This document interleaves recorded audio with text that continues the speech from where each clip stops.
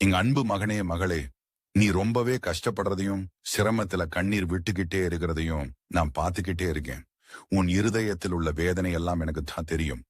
உன்னை புரிந்து கொள்ளாத இந்த உலகத்தையும் நீ எதிர்பார்த்தவர்கள் உன்னை விட்டு விலகி போனதையும் எனக்கு நன்கு தெரியும். நீ கொஞ்ச நேரம் அமைதியா உட்காரு. உன் உள்ளத்தை எனக்கு திறந்து விடு. நீயே பேச வேண்டாம். நான் பேசுறேன். உன்னோட உள்ளத்துக்குள்ளே நான் பேசுறேன். பயப்படாது. நான் இருக்கிறேன். உன்னோட கண்ணீரும் துன்பமும் வீணாக போவதில்லை. உனக்கு ஒரு முடிவில்லை. ஒரு புதிய தொடக்கம்தான். உன் வாழ்க்கை இப்படி தகர்ந்து போயிருக்கு போல தெரியலாம். ஆனா நான் உன் வாழ்க்கையின் கையில் இருக்கிறேன். இனி என் திட்டம் தான் நடக்கும். அது உன்னை அழிக்கிறதுக்காக இல்ல, உன்னை ஆளாக்குறதுக்காக. நீ இப்போ இருக்கும் இருட்டு உன்னை பயமுறுத்தலாம். ஆனா அந்த இருட்டுக்குள்ளேயே என் ஒளி உன்னை தேடி வந்திருக்கு. நீ தனியா இல்ல, நான் உன்னோட கண்ணீரோட கூட இருக்கிறேன்.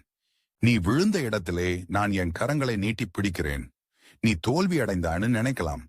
ஆனா என் பார்வையில இது வெற்றி தொடங்கும் நேரம். உன் மனசு சுழலுறச் செல்லட்டும்.